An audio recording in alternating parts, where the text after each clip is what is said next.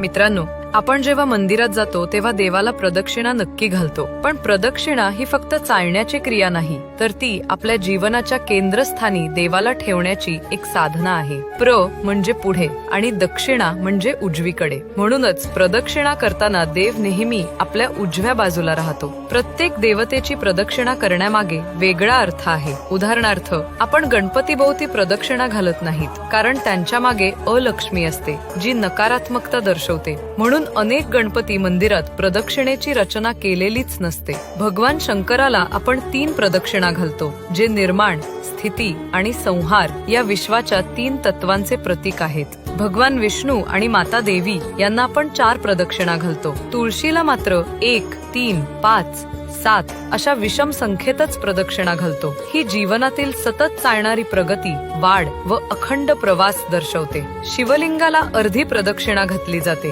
कारण ज्या बाजूने अभिषेकाचं जल बाहेर पडतं त्या प्रवाहातून भक्त फिरत नाही. प्रदक्षिणा म्हणजे केवळ देवाभोवती फिरणे नव्हे, तर ती श्रद्धा, विज्ञान, परंपरा आणि भक्ती यांचा एक अद्भुत संगम आहे. पुढच्या वेळी प्रदक्षिणा घालताना विसरू नका की तुम्ही फक्त देवाभोवती फिरत नाही, तर तुमचं संपूर्ण जीवन देवाभोवती फिरवत आहात.